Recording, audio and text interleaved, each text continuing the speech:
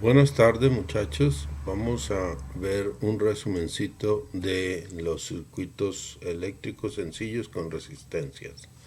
Como primera medida recordemos entonces la ley de Ohm que encontramos aquí, es igual, la resistencia es igual al voltaje sobre la corriente. También le llaman intensidad, ¿no? Cuando hablamos de intensidad o corriente es lo mismo y lo denotamos con la letra mayúscula I. La resistencia se mide en ohmios, el voltaje en voltios y la corriente en amperios.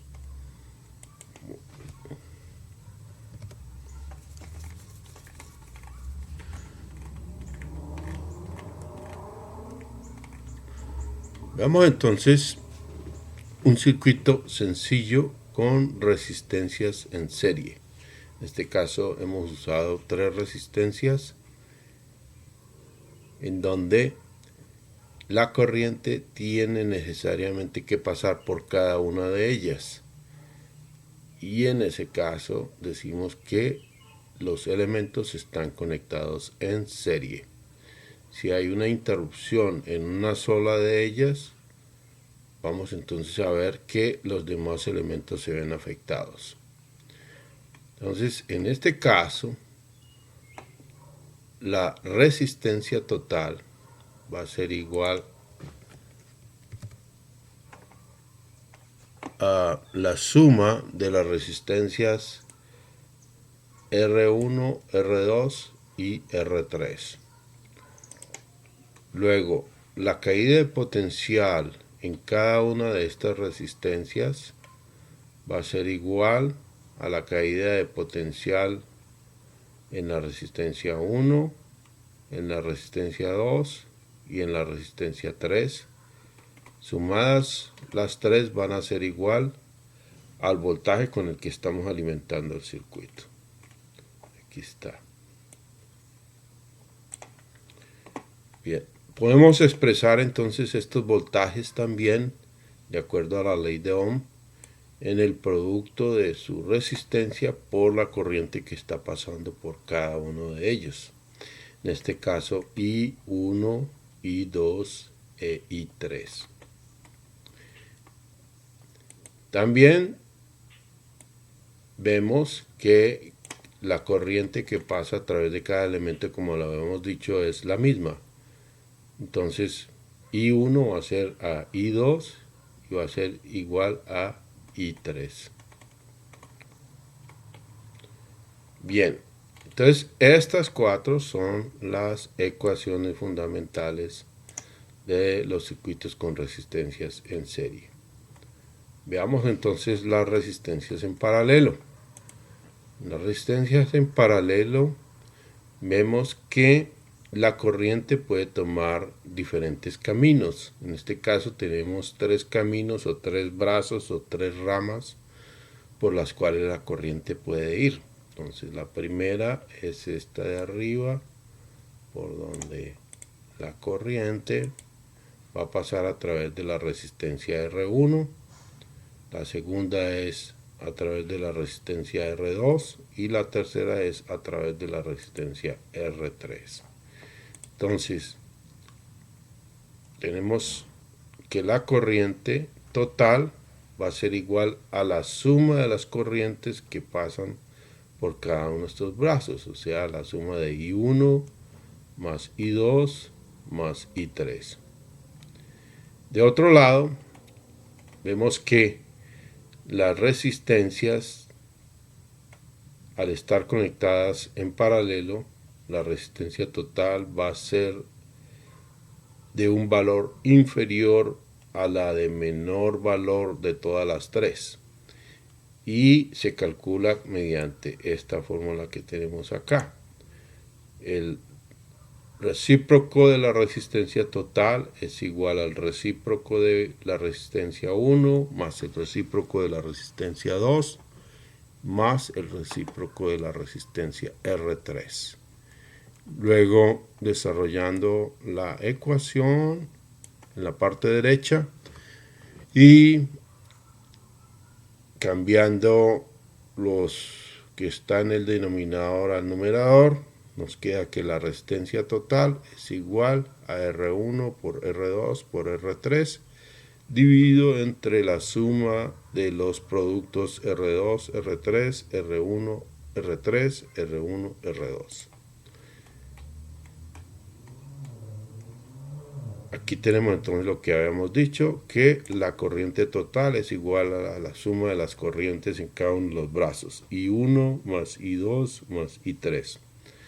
Y una diferencia que tiene los circuitos en paralelo con respecto a los circuitos en serie es que el voltaje aquí va a ser igual en todos los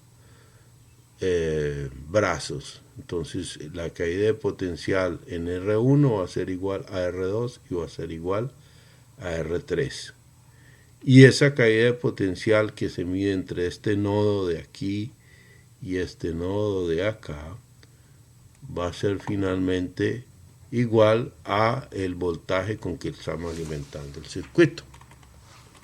Bien, entonces tenemos 4 ecuaciones: la de cálculo de la resistencia en paralelo, o 3 mejor, la de cálculo del voltaje total y la del cálculo de la corriente total.